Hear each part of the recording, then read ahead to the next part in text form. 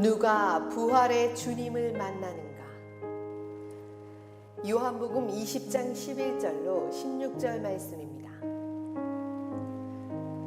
마리아는 무덤 밖에 서서 울고 있더니 울면서 구부려 무덤 안을 들여다보니 흰옷 입은 두 천사가 예수의 시체 누웠던 곳에 하나는 머리편에 하나는 발편에 앉았더라. 천사들이 이르되 여자여 어찌하여 우느냐? 이르되 사람들이 내 주님을 옮겨다가 어디 두었는지 내가 알지 못함이니이다. 이 말을 하고 뒤로 돌이켜 예수께서 서 계신 것을 보았으나 예수이신 줄은 알지 못하더라. 예수께서 이르시되 여자여 어찌하여 울며 누구를 찾느냐 하시니 마리아는 그가 동산지기인 줄 알고 이르되 주여 당신이 옮겼거든 어디 두었는지 내게 이르소서 그리하면 내가 가져가리이다. 예수께서 마리아야 하시거늘 마리아가 돌이켜 히브리 말로 라보니 하니 이는 선생님이라는 말이라. 아멘. 전에 교회에 있을 때 금요 성령 집회 때 평소 잘 참여하지 않은 남자가 나오신 거예요. 그래서 이분이 어쩐 일로 성령 집회 나오셨나? 그래서 제가 여쭙습니다. 어쩐 일로 나오셨어요? 그랬더니 이런 이야기를 하셨습니다.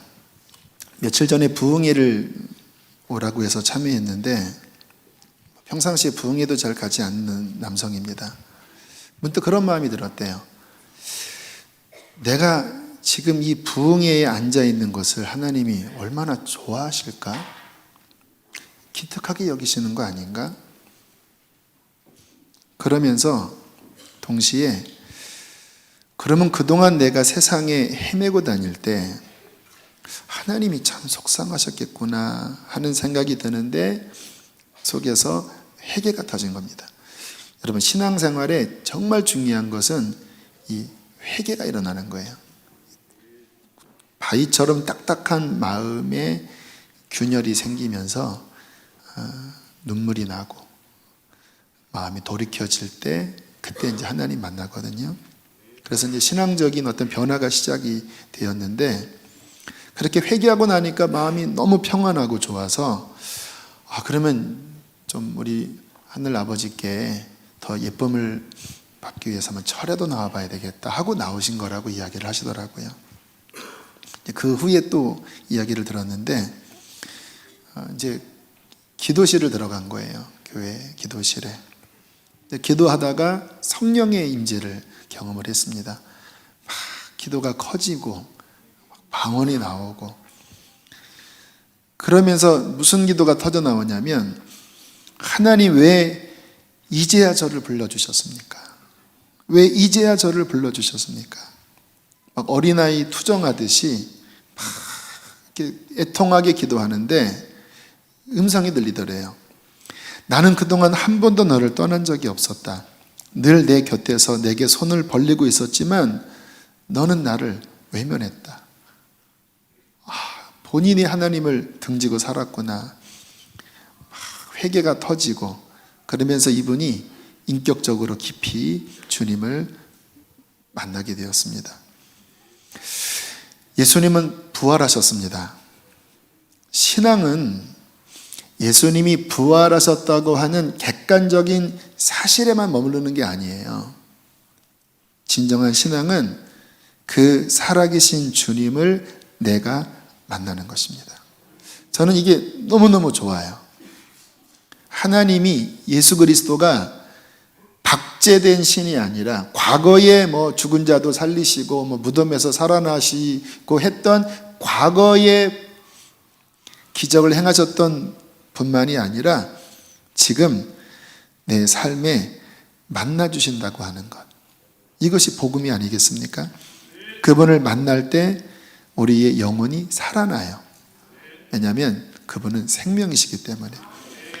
그분을 만날 때 우리의 삶에 돌파가 일어납니다. 오늘도 간증하신 분이 금요 성령 집회 때 그때 제가 그런 말씀을 나눴어요. 이 교회의 문제를 돌파하는 기도를 하면서 성도님들이 함께 동참해 주십시오. 이 교회도 돌파되지만 여러분의 삶에도 돌파가 일어날 것입니다. 그런 말씀 그 당시에 드렸거든요.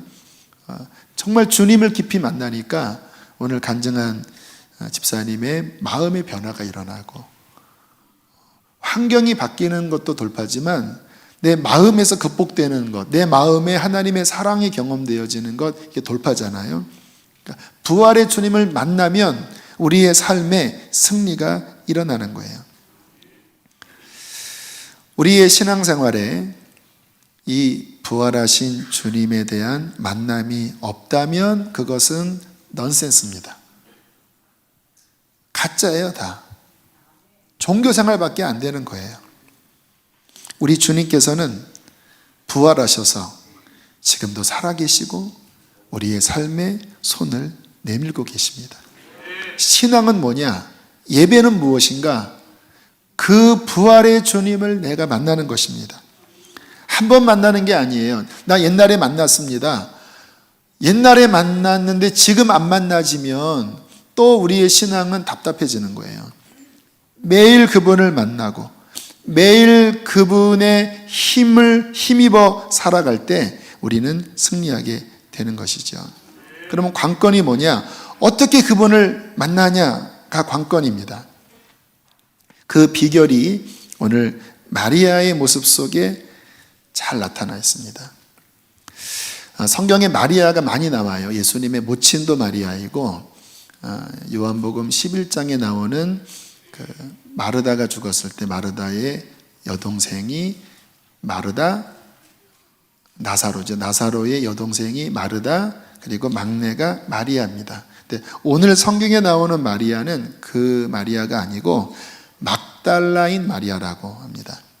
누가복음에 보면 병이 걸렸었는데 예수님을 만나 7 귀신이 나가면서 회복이 된 여인이라고 그렇게 설명을 하고 있어요. 그러니까 삶의 큰 공경 중에 있다가 주님을 만나고 이제 주님을 따라다녔던 여인이에요. 근데 주님의 이 부활의 이 때에 이 여인이 가장 중심에 등장을 해요. 예수님 돌아가신 후 3일째 되던 새벽, 주님이 부활하시는 바로 그때예요. 이 여인은 부활했다고 하는 것은 본인이 인지하지 못한 채 다만 시신에 향품을 바르려고 그 3월달이니까 아직 새벽이 캄캄하거든요. 무덤에 갔습니다. 돌문이 굴려져 있었고 안을 들여다보니까 시신이 사라진 거예요. 누가 도둑질해 갔구나. 빨리 제자들에게 달려가서 이 사실을 알리니까 베드로와 요한이 달려가서 그 사실을 살펴보고 돌아갔어요. 그런데 11절에 보면 그 돌아간 제자들 이후에 이 여인의 모습이 나옵니다. 그 11절에 접속사가 있는데 접속사를 우리 개역개정에는 넣지 않았거든요. 그러나라고 들어갑니다. 그러나 두 제자가 자기들의 집으로 돌아가니라. 그러나 마리아는 무덤 밖에 서서 울고 있더니 울면서 구부려 무덤 안을 들여다보니. 주님을 사랑했던 베드로도 갔어요. 가야 되겠죠. 아무것도 없는 상황에 본인이 할 도리가 없잖아요. 그런데 마리아는 돌아갈 수가 없었던 거예요. 계속 주체할 수 없이 쏟아지는 눈물 속에 계속 무덤 주변을 서성이는 거예요. 어떻게 보면 좀 실성한 것 같기도 해요. 이 안에서 무엇이 느껴질까요? 마리아 안에 있는 마음입니다. 아마 마리아는 주님의 깊은 은혜를 받았기 때문에 본인의 힘으로 나올 수 없는 중병에서, 악한 귀신에게서 고통받는 그 고통에서 벗어났었기 때문에 그 마음 깊은 곳에 주님에 대한 누구보다 뜨거운 사랑이 있었던 것 같아요. 이 마음으로 주님의 무덤가에서 이거 어떡하나 어찌할 줄 모르고 서성거리는 그 모습이 지금 부활한 후에 이 마리아에게 성경은 포커스가 맞춰져 있습니다. 여러분, 우리 주님은, 제가 이렇게 주님을 인격적으로 경험을 해보면서 느끼는 게 뭐냐면, 주님은 사람의 마음에 관심이 있으시더라고요. 주님께서 이렇게 기뻐하는 사람들의 마음이 있습니다. 어떤 사람이냐면 그 마음이 하나님께 깊이 있는 사람들이 있어요. 우리 인간도 그래요. 누구에게 마음이 열리냐면 나에게 마음을 주는 사람에게 마음이 열립니다. 이번 청소년 집회에 지난 월요일 날 지저스 아미 집회를 다녀왔는데 좀 재미있는 일이 있었어요. 굉장히 많은 아이들이 모였고 저희 교회에서도 한 20명 정도의 아이가 갔습니다. 첫 집회를 마칠 때 스텝이 저한테 그런 이야기를 하더라고요. 목사님 책을, 파이터 책을 우리가 구입해 왔는데 혹시 사고 싶은 사람들이 있으면 사도록 광고할 테니까 거기에서 좀 앉아서 사인을 해주세요. 저녁 식사하시고 사인을 해주세요. 그래서 알았다고, 섬기면 되니까. 그래서 저녁 먹고 이제 로비에 앉아 있었습니다. 학생들이 안 사더라고요. 아마 이렇게 스텝 청년들은 이제 사서 몇 건 사인을 해줬는데 학생들은 이제 관심이 없어서 스텝 몇 명이 다 산 후에 이제 혼자 앉아 있었어요, 이렇게. 그랬더니 여중생 2명이 이렇게 제 앞에 오더니 인사를 하더라고요. 그러면서 저 수지선화목자교회 다녀요. 그래서 반가워서 그러니 부모님은 누구시니? 했더니 얼마 전에 등록해서 목사님 잘 모르실 거예요. 그러면서 이런저런 이야기를 해서 반갑게 이렇게 대화를 나누고 이제 여학생들이 갔어요. 그 다음 날 청소년부 담당 전도사님이 간식 사주러 갔다가 그 아이들을 만나고 그 아이들의 얘기를 들었다고 전해주더라고요. 무슨 이야기를 했냐면 목사님이 우두커니 혼자 앉아 계신 게 너무 안 돼 보여서 우리라도 가서 말을 걸어줘야 목사님이 쓸쓸하지 않을 것 같은 마음으로 이야기를 걸었다라는 거예요. 너무 안 돼 보였던 것 같아요. 그렇구나. 제가 그렇다고 너무 이렇게 그런 건 아닌데 마음이 고맙더라고요. 남자애들은 안 그러거든요. 참 역시 딸이 마음이 이쁜데 그 마음이 고맙고 자꾸 생각이 나요. 걔네들의 얼굴이 생각이 나고 표정이 생각이 나고 다음 만나면 좀 더 내가 또 반갑게 아이들을 좀 이렇게 만나야 되겠다. 예쁘다. 그 말은 뭐냐면 제 마음에 걔네들이 일정 부분 들어온 거예요. 왜 들어왔을까요? 걔네들의 마음이 느껴졌기 때문에. 집회를 할 때 보면 똑같은 말씀을 전해도 어떤 사람들은 그냥 이렇게 반응을 하는 사람이 있고 어떤 사람들은 막 그 말씀에 마음으로 반응을 보이는 사람이 있어요. 근데 저는 그런 분들을 보면 이렇게 마음이 깊이 갑니다. 막 하나님께 매달리고 그 청소년 집회에서도 아이들이 막 울면서 그 조그만 아이들이 막 하나님을 찾는데 왜 이렇게 예뻐 보이는지 이게 주님의 마음이구나.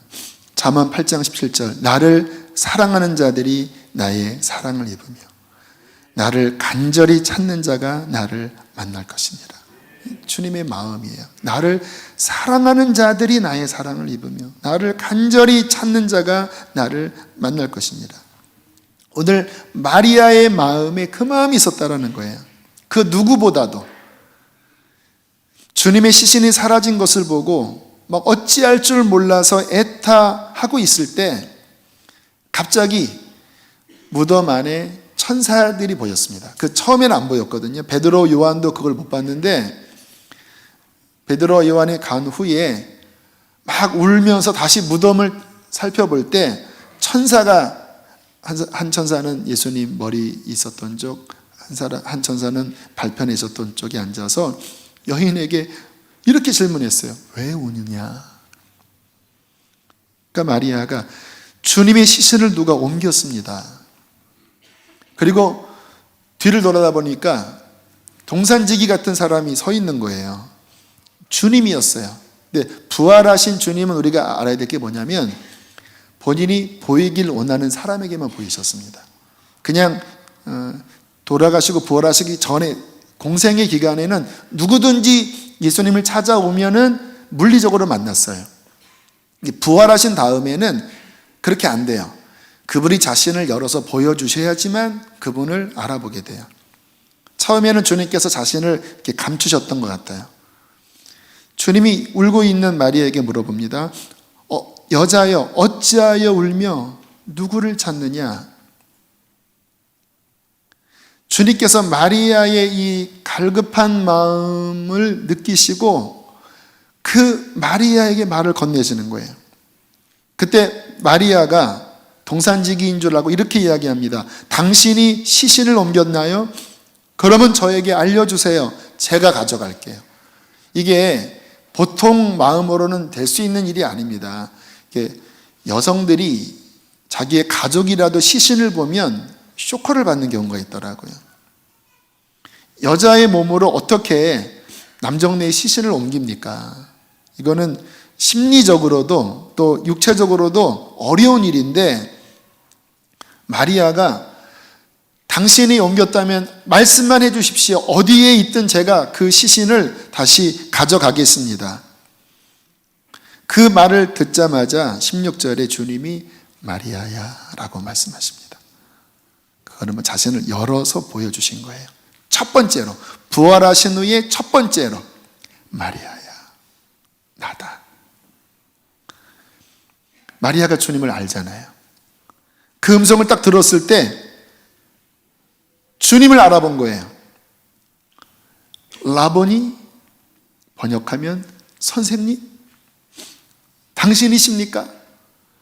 그리고는 그냥 희열에 넘쳐서 뛰어서 제자들에게 가서 주님이 부활하셨다고 외친 첫 번째 부활의 증인 마리아입니다.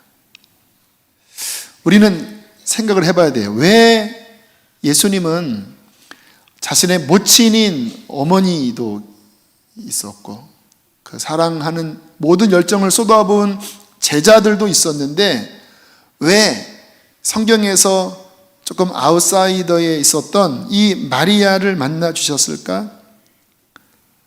마음 때문에, 주님을 향한 사모하는 마음과 목마른 마음 때문에.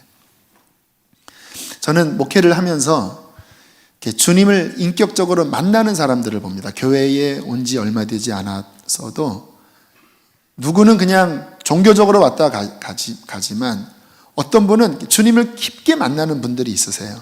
근데 그런 분들의 공통적인 특징은 목마름이 깊어요. 삶에 환란이 있든 어떤 연유든 목마름이 있어요. 주님께서는 이 마음을 가진 자를 한 번도 외면한 적이 없으십니다. 제가 존경하는 그런 신앙의 위인이 있습니다. 인도의 선다싱이라고 하는 분입니다. 지금은 돌아가신 분이신데 1900년대에 사역을 하셨던 분이세요. 원래는 힌두교도였습니다.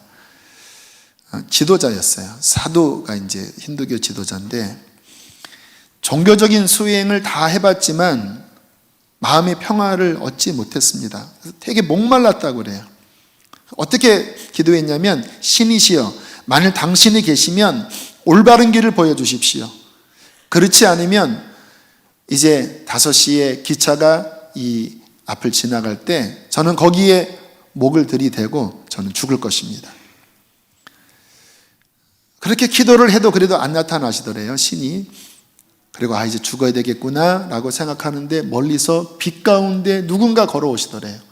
지금도 중동 지역에 그런 일들이 많이 일어나거든요.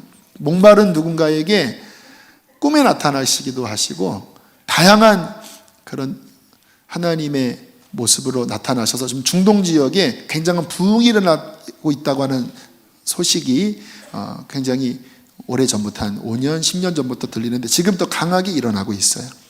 사우디아라비아 그 이슬람의 종주국인데 거기에서도 지하교회가 강력하게 일어나고 이란은 이미 전 세계 무슬림 중에서 가장 폭발적인 부흥이 일어나는 곳이 또 이란이에요. 아무튼 이렇게 빛 가운데 누가 걸어오시는데 보니까 자신이 핍박했던 예수더래요. 다가오셔서 그분이 이렇게 말씀을 하셨다고 합니다. 내가 언제까지 나를 핍박하겠느냐? 나는 너를 구원하러 왔다. 너는 올바른 길을 알고자 기도하면서도 왜 그 길을 붙잡지 않느냐? 그 순간 예수님은 죽지 않고 살아계신 분이시구나 하고 그분을 영접하고 그렇게 찾아 헤맸던 마음의 평화를 얻었다고 합니다.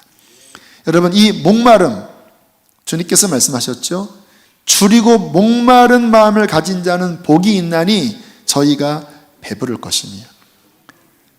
아직 주님을 만나지 못한 분이 있다면 목말라 하십시오. 주님, 내가 교회를 이렇게 오래 다녔어도 내가 아내 따라 남편 따라 부모님에 의해서 다녔어도 당신은 내 아내의 하나님, 남편의 하나님, 부모님의 하나님일지언정 나의 하나님은 아닙니다. 왜 나를 이렇게 홀대하십니까? 나에게도 다가와 주십시오. 이러한 마음을 보일 때 하나님은 되게 기뻐하시더라고요. 그리고 그 목마름 속에 주님께서는 귀를 기울이고 계시다가 적당한 때, 합당한 그게 카이로스인데 하나님의 때가 있거든요. 그때 그 영혼을 찾아오셔서 구원하시고 천국을 그에게 허락해 주십니다. 진정한 신앙생활은 바로 이 부활의 주님을 만나는 것이고 한 번만 만나는 것이 아니라 이제 그분과 함께 날마다 그 부활에 살아계신 주님의 음성을 들으면서 그분의 인도함을 받으면서 그 생명 속에 살아가는 게 신앙생활이에요. 요한복음 10장 16절에 이렇게 말씀하셨습니다. 내 양은 내 음성을 들으며 나는 그들을 알며 그들은 나를 따르느니라. 그러니까 이 부활의 주님이 만나질 때 그러면 목사님 환상을 보는 겁니까?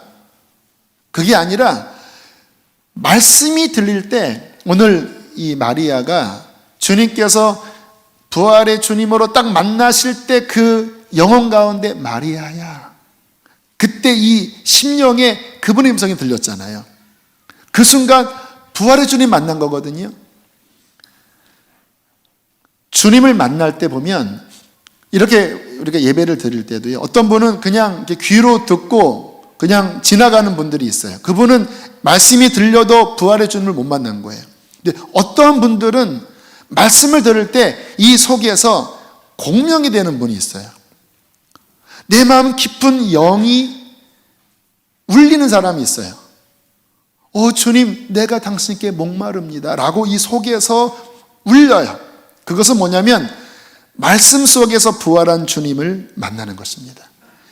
이게 우리의 삶에 있을 때 비로소 우리의 심령이 살아나고 이 부활하신 주님의 만남이 있을 때 우리의 삶의 방향이 분명해지고 이 우리 안에서 말씀하시는 부활의 주님의 음성이 들릴 때 복잡했던 인생의 엉클어진 모든 것들이 뻥 뚫리면서 가는 길이 비로소 분별되어지게 돼요. 그러니까 우리의 신앙생활에 이 부분, 부활의 주님이 우리의 삶에서 영으로 말씀으로 만나지는 것, 이것은 우리의 인생의 가장 중요한 부분이라는 것입니다.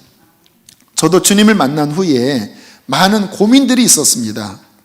제 속에 죄가 해결이 되지 않고 또 제 삶에 있는 그 많은 난제들 속에 헷갈리는 거예요. 때로는 신앙에 의심도 드는 거예요.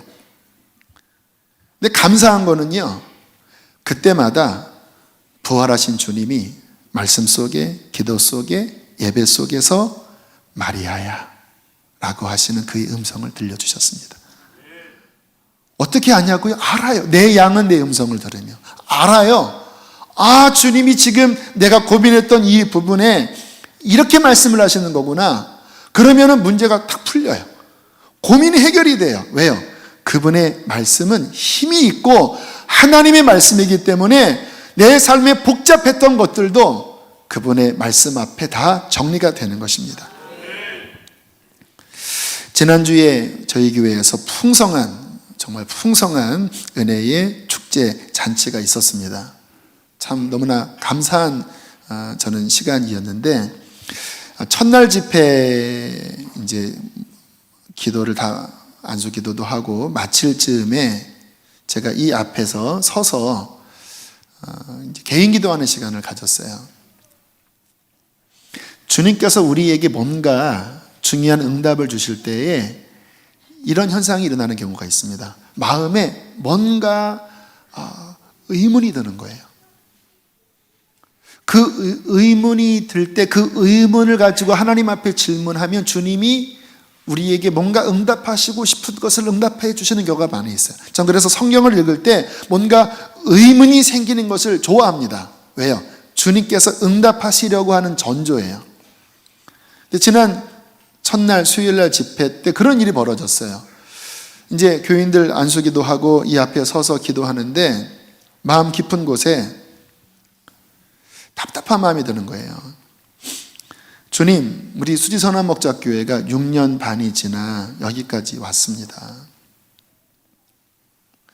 그동안 있었던 그런 많은 일들, 그리고 이제 예배당 거의 공사가 이제 다 끝날 단계에 이르렀는데, 이제 제 안의 고민은 뭐냐면, 주님 이제 이후에 어떻게 나가야 되겠습니까? 물론 그동안 하나님께서 이미 보여주신 게 많이 있어요. 근데 아마 그때 주님이 제게 주신 그 질문은 어떤 부분이었던 것 같냐면, 이 조리개 보면 이게 점점 선명하게 해서 딱 맞춰지는 거 있잖아요. 그러니까 이 방향이다라고 이렇게 컨펌하는 그런 느낌의 질문이었던 것 같아요. 너 이 앞으로 어느 길로 가야 되냐라고 하는 것을 말씀해 주시기 위해서 제 마음 깊은 곳에 어떻게 해야 돼요? 이제 이후에 어떻게 해야 돼요? 이 질문을 하고 1초도 지나지 않아서 마음속에 선교다. 교회의 궁극적인 목표는 하나님 나라를 땅끝까지 전하는 선교다. 교회 안에 하나님을 사랑하는 많은 사람들의 에너지가 있다. 그것을 하나로 모아서 이 교회가 선교하는 방향으로 힘있게 나아가야 한다. 다음 세대가 일어나고 그 다음 세대가 또 선교하는 방향을 향하여 갈 수 있도록, 또 어른 세대가 그것을 준비하고 기도하는 그 일을 교회가 쭉 이끌어서, 지금은 이제 단기 선교를 여기도 가고 저기도 가지만 아마 멀지 않아 하나님이 우리에게 이 시대의 중요한 지역을 기업으로 주실 것입니다. 물론 시간이 한참 지나면 북한이 열리면 저희 교회는 북한에 대한 사명이 있어요. 그러나 아직 그때가 오기 전에 주님께서는 어느 중요한 지역을 우리에게 열어주실 것입니다. 그러면 온 교회가 함께 그것을 위해서 준비하고, 교회 안에 있는 하나님의 그 열정이 선교를 향해 나아갈 때 그것이 이 교회의 다음 방향이다. 마음이 기쁘더라고요. 또 하나, 그 며칠 후에 또 하나 주님이 주셨던 진단이 또 하나 있어요. 연결되고 또 우리 교우들이 알아야 되기 때문에 그 부분도 나눕니다. 그런 마음을 주시더라고요. 교회의 리더들이 더 교회 중심으로 서게 하라. 각 마디마디가, 몸이 각 마디마디가 튼튼하게 연결되어 있어야 힘있게 움직일 수 있다. 그런데 지금 아직은 그 마디마디가 약하다.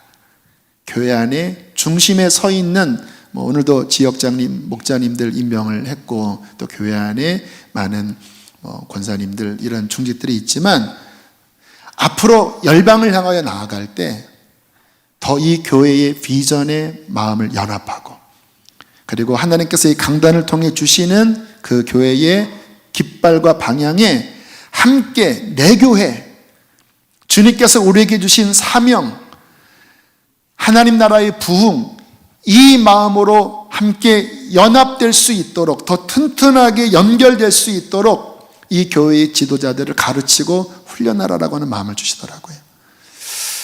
이렇게 주님의 마음들이 예배를 통하여 또는 말씀을 통하여 기도를 통하여 깨달아지게 되니까 분명해지는 거예요. 여러분, 사람이 제일 힘들 때가 뭐냐면 향방이 없을 때가 힘듭니다. 어떻게 해야 되지? 이 다음에 문제는 많은데 이 가장 근원적인 문제가 뭐지? 어떻게 풀어나가야 될지, 이것이 뭐를 모르면 사람들이 헤매거든요. 그런데 부활하신 주님을 만날 때 그분은 우리의 삶의 가장 근원적인 것을 보여주시고 가장 선하고 합당한 길로 이끌어 주셔요.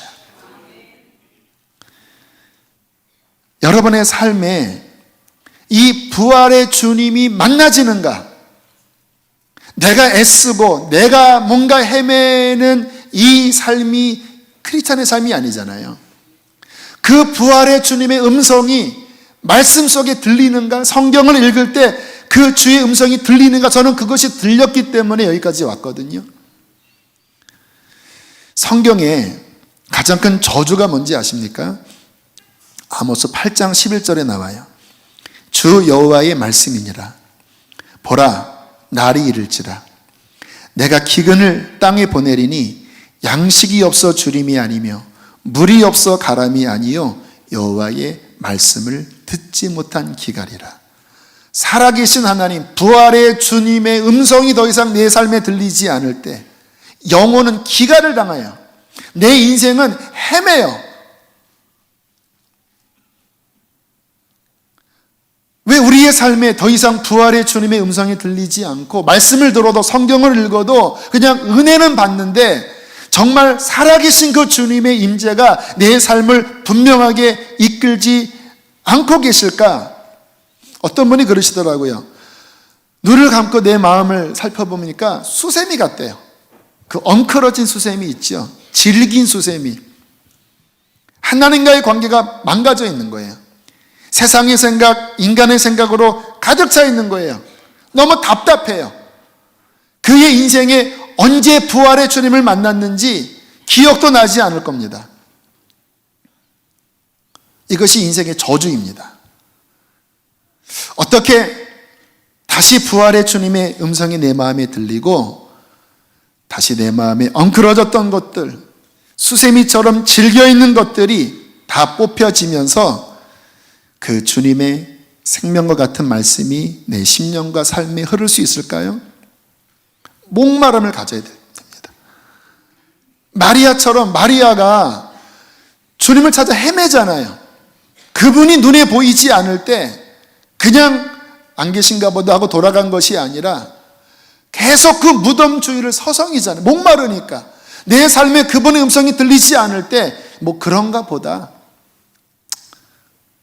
이게 그냥 신앙생활인가 보다 하고 다시 옛날로 돌아가 버리면 부활의 주님을 만나지 못해요. 그분의 음성이 들리지 않으면 마리아처럼 우셔야 합니다. 그리고 계속 빈 무덤을 들여다보셔야 돼요. 왜 내 안에 주님이 보이지 않는가? 왜 내 안에 그분의 음성이 들리지 않는가? 이 목마름으로 그분을 찾으면 그분께서는 반드시 그에게 찾아오십니다. 여러분에게 질문하겠습니다. 이 목마름이 있으신가요? 제 삶에 깊은 어려움이 있을 때, 이제 나는 이제 모든 것을 포기해야 되나? 다시 세상으로 가야 되나? 라고 하는 심각한 고민을 할 때가 있었습니다. 그때 이제 하나님 앞에 우리는 기도밖에 없으니까 막 이 문제 해결해 달라고 기도를 했는데 주님께서 문제 해결을 위한 기도 이전에 회개를 시키시더라고요. 저는 언제나 제 삶의 키를 회개해서 찾거든요. 회개를 하고 하나님의 얼굴을 구했습니다. 그러니까 주님께서 이것도 회개해라, 저것도 회개해라. 제 안을 들여다보니까 왜 이렇게 하나님과 가로막히는 것이 많은지, 왜 이렇게 바위 덩어리처럼 굳은 게 많은지, 그거를 막 긁어내고 막 부수고 막 고백하고 하는 그런 시간을 가지면서 목마르게 주님을 찾았을 때 제 생의 어떠한 시간보다 깊이 부활의 주님을 만날 수가 있었습니다. 하나님이 찾으시는 것은 마음이구나. 하나님이 멀리 계신 게 아니라니까요. 하나님이 우리에게 골탕 먹이려고 응답을 안 하시는 게 아니라니까요. 주님이 말씀하시기에는 너무나 우리 안에 복잡하고 하나님께 마음이 없는 그 조그만 여자아이들이 그냥 혼자 우두커니 앉아있는 그 교회 담임 목사가 안쓰러워서 찾아오는 그 정도의 마음도 하나님께 없는 경우가 얼마나 많은지. 그냥 예배에는 왔다 갔다 하는데 마음을 들여다보면 마음에는 세상으로 가득 차 있는 것입니다. 정말 그분의 얼굴을 구하지 않아요. 그분의 손은 구하지요. 내게 이런 문제도 있고 저런 문제도 있으니까 이것도 해결해 주시고 우리 아이 진로 잘 연결해 주시고 이 병도 고쳐 주시고 주님의 손은 구하지요. 그러나 마리아처럼 정말 그분 자신을 구하는 것, 그분의 얼굴을 구하는 마음, 주님께서는 이 마음이 우리 안에 회복되기를 원하십니다.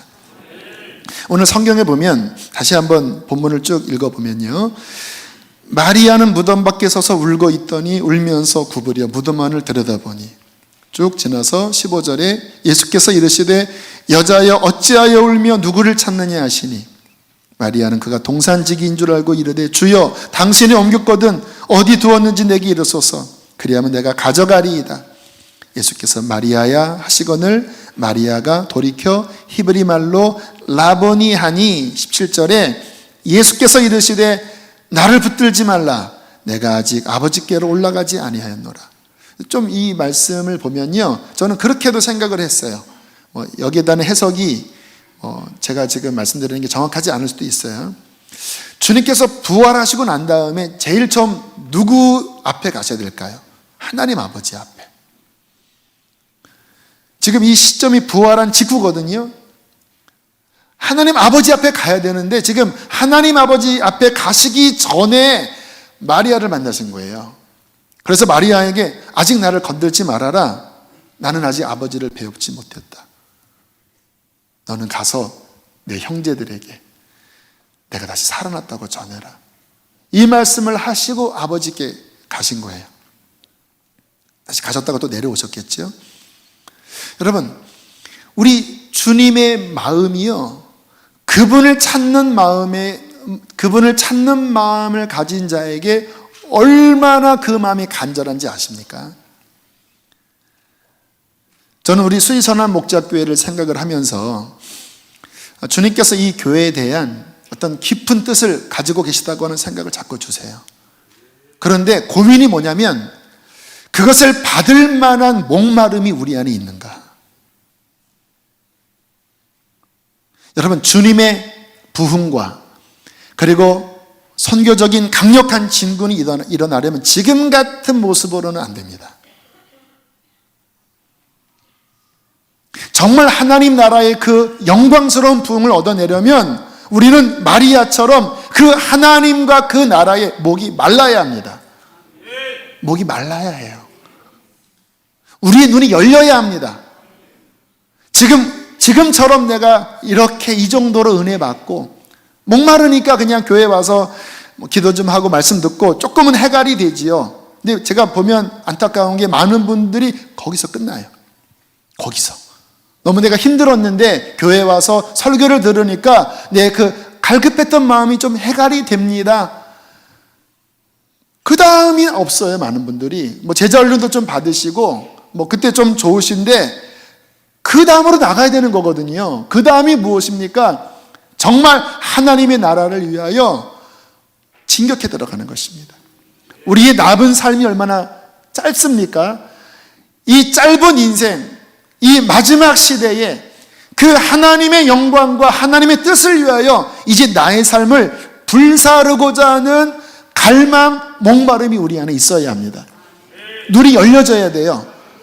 지금 우리의 신앙생활이 이 정도로면 안 된다라는 것을 절실하게 느끼셔야 합니다. 주님께서 라오디게아 교회에게 뭐라고 훈계하십니까? 네가 얼마나 헐벗어 있는지, 네가 얼마나 가련한지, 네가 얼마나 눈멀어 있는지 너는 봐야 한다. 육신으로야 부유하지. 라오디게아 지역이 잘 사는 동네였거든요. 그러나 내 실상, 영적인 실상은 너는 옷이 아주 더러워져 있어. 이 옷은 성도들의 이 순종의 삶을 보여주는 거거든요. 근데 삶에 도대체 순종이 안 돼요. 말씀은 듣지만 내 삶은 순종이 안 돼요. 세상으로 더럽혀져 있어요. 영적으로 보면 누더기 옷 입고 있는 것입니다. 네가 얼마나 가련한지, 육적으로야 잘 살지 모르지만 하나님 앞에 서면 너는 가련한 자야. 너는 안약을 사서 눈에 발라 보게 하고, 너는 내게서 연단한 금을 사서 부유하게 해라. 정말 너의 눈이 열려서 영적으로 부유한 자가 되고 하나님 나라에 섰을 때에 인정받는 자가 되도록 달려가라. 눈이 열려져야 합니다. 그리고 목말라져야 돼요. 적당한 데서 머무르시면 안 되고 하나님이 우리에게 뜻하신 그 목표까지 우리는 힘을 다하여 달려가셔야 합니다. 그런 마음이 없다면 이 교회는 소망이 없습니다. 그냥 예배당 짓고 사람 적당히 모여서 그냥 설교 조금 은혜 있는 교회, 사람이 좀 많이 있는 교회에서 끝날 거예요. 왜 제가 하나님 앞에 그 질문을 했는지 아세요? 주님, 저는 거기서 끝나고 싶지 않습니다. 지난주에 6년간 최고 많은 인원이 왔어요. 1420명인가 왔어요. 원래 작년에 그 인원을 넘었어야 되는데 이제 한번 파동이 있고 좀 이렇게 정리가 되면서 지난주에 20대 이상이 1400명이 넘어갔어요. 그게 무슨 의미가 있죠? 물론 사람 많으면 담임 목사는 나쁘지는 않아요. 그런데 제 깊은 속의 갈망이 거기에 만족이 안 되는 거예요. 제 마음 깊은 곳의 갈망은 정말 하나님, 당신의 기쁘신 그 뜻이 일어나기를 원합니다. 그 마음 때문에 이제 다음 어디로 가야 하지요? 주님께서 그것을 열어서 보여주시는 것입니다. 이 교회가 온 열방을 향하여 진군해 나가야 한다. 성령이 강력하게 임하여야 하고 다음 세대들이 일어나야 하고 그 일에 많은 교우들의 마음이 이렇게 교회와 깊이 연합이 잘 안 돼 있어요. 솔직하게. 여기 와서 설교는 잘 들으시는데 마음은 수디선한 목자교회에게 주신 하나님의 사명, 하나님이 주시는 그 레마, 그 비전에 이렇게 쭉 연합하기보다는 본인의 어떠한 마음들이 좀 많으신 것 같아요. 근데 주님께서 그 부분도 분명하게 말씀하십니다. 중직들은 교회와 연합하라. 군대로 일어나야 합니다. 왜요? 하나님 나라를 위해서. 2018년도 저는 이 방향을 향하여 달려갈 것입니다. 그리고 여기 헌신된 주님의 용사들, 그 마디마디를 훈련하고 연합시키고 모을 것입니다.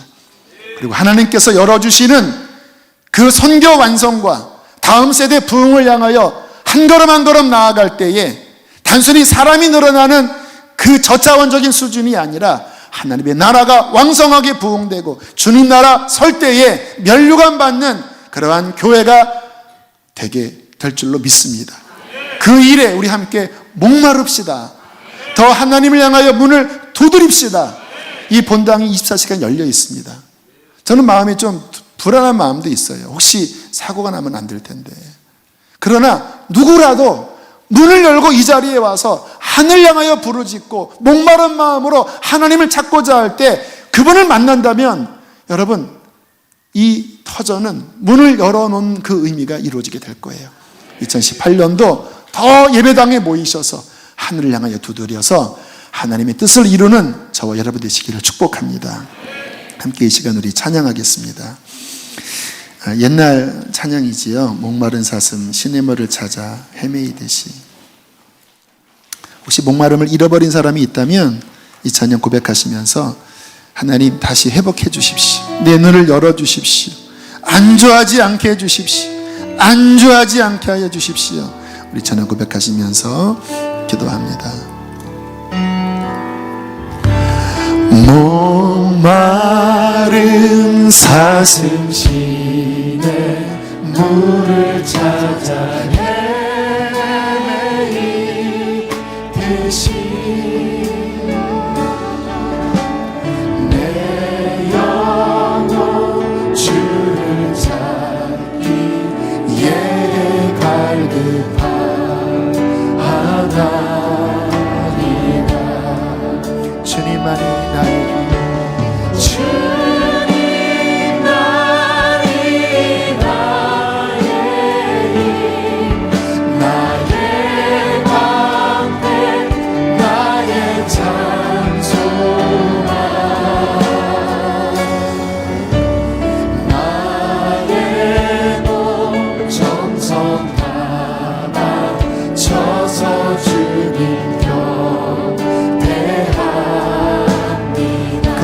할렐루야. 나의 주님, 보다 귀한 나의 주님 내게 맡겨줘 주신 주 당신만이 당신만이 나의 기쁨 또한 나의 참 우리 주님을 향하여 목마름으로 고백할까요? 주님만이 나의 힘, 주님만이 나의 힘 나의 방패 나의 장소 한 번 더 고백합니다. 주님만이 주님만이 나의 힘 나의 방패 나의 장소만 나의 몸 정성 담아 쳐서 주님 경배하리라. 마음이 메말라져 있는 분이 있습니까? 수세미처럼 헝클어져 있는 분들이 있습니까? 주님을 찾으십시오. 다른 곳에서 헤매이지 마시고 오직 목마름으로 그분을 찾으십시오. 그분만이 우리 인생의 답입니다. 그분만이 우리 인생의 만족이 되십니다. 그분의 손을 구하지 마시고 그분의 얼굴을 구하십시오. 주님, 내가 당신을 갈망합니다. 마리아처럼 주님만을 원합니다. 우리 주여 한번 부르시고 기도하시겠습니다. 주여, 할렐루야, 할렐루야.